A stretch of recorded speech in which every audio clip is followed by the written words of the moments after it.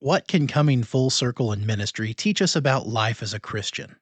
Well, our guest is going to tell us all about that in just a sec.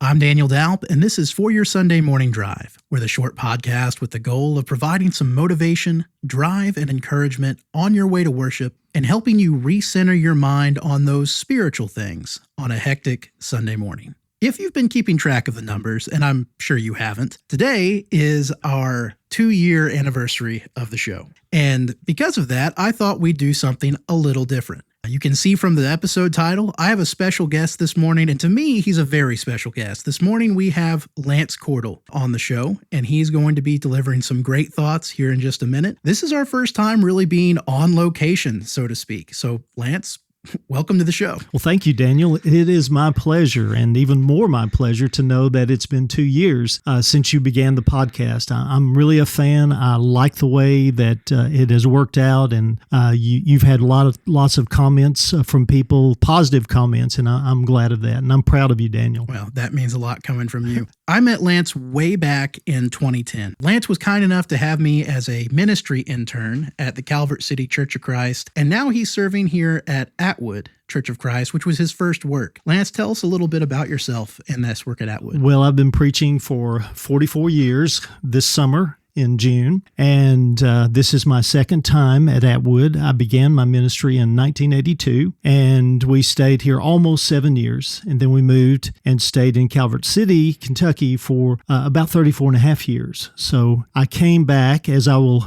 say in my podcast or in my speech in a moment, my presentation, I guess would be the best word, but I will say it was approximately a 42-year period from the beginning of here to coming back here. So there are lots of memories there. In fact, I think I may remember you as a 8 or 9-year-old student at camp before I met you in 2010. So yeah, I don't know if you want to count that or not.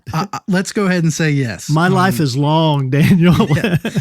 Lance is the man that I lay solidly at his feet the credit for more than anyone else of why I wanted to go into ministry. So you can either take that, Lance, as blame or as credit. So depending on what people might think of that. But I appreciate you, and I am just so happy you're going to be on the show this morning. Let's go ahead and get the show on the road. This is episode 105, coming full circle. Lance, let's go to church.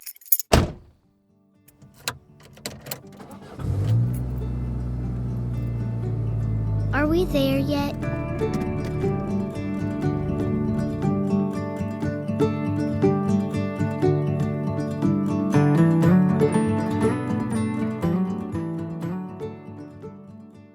Approximately 41 years since the beginning of my preaching ministry in Atwood, Tennessee, and almost 35 years after our departure for a church in Kentucky, my wife and I returned here to work with the congregation again in 2023. As I contemplated a return, sentimental feelings began to flood my soul. Thoughts of thankfulness for the opportunity for my first full-time preaching work that church had given me long ago. And I thought of the first years of our marriage and the birth of our son. I remember elders who loved me like a son, and my wife like a daughter, and our son like their grandson. I remember their families who treated us like siblings or cousins. I remember making friendships that I was sure would last a lifetime, and I am now finding that to be true. I remember being both pulpit minister and youth minister, preaching sermons, funerals, and weddings, teaching classes, playing volleyball with the teenagers, and driving the van to summer youth series assemblies. I remembered baptizing several of the young people, including the woman who is now the wife of one of our elders. And I remember the funny story that goes along with that baptism of her and her sister, a story which we both chuckle about today. And now, almost 2 years into my second sojourn as minister, I see some of the results of my first work, as well as the work of the preachers who came during the time in between. I see many of the people I knew then who are still faithful to the Lord and growing as God's people. I see those who have withstood life's pain and disappointment, but still have the joy of the Lord in their hearts. I dwell among some who were young in the 1980s like we were, who now have children and grandchildren of their own. them. In fact, we regularly share stories and pictures of our new favorite pastime, spending time with our grandchildren. I'm also dwelling among some who were middle-aged during our first work, but are now at or beyond the 70 and 80 years of life that Moses spoke of in Psalm 90, verse 10, as the normal life expectancy. I see and appreciate their resilience, but also I sadly anticipate their passing from this life within a few years. My emotional state in viewing all of these circumstances is one of satisfaction. I feel that God has blessed my life and brought to pass physical, spiritual, and emotional growth for the church here in Atwood. Some of that growth has come about because of my efforts, some of it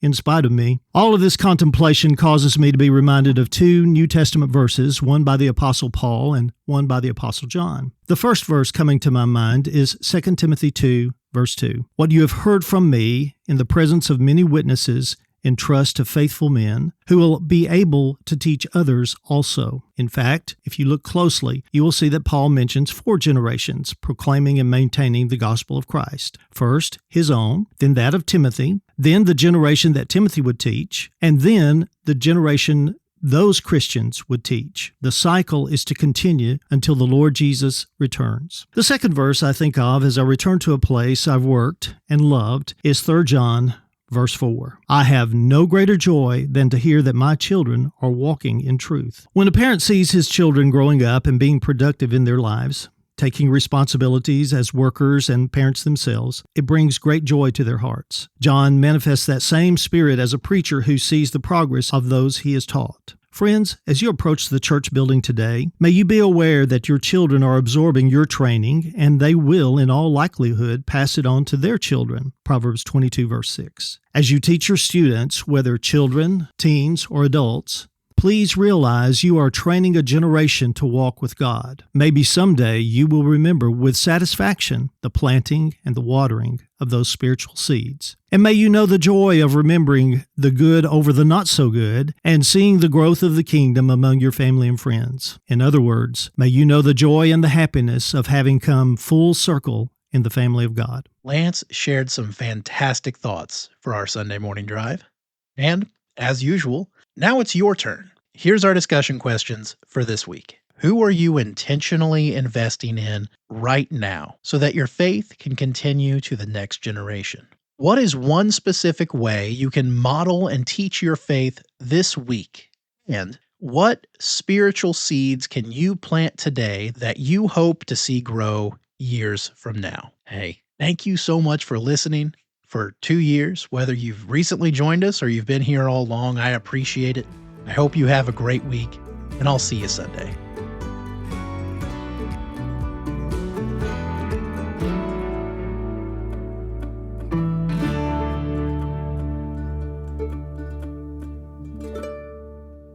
We're here.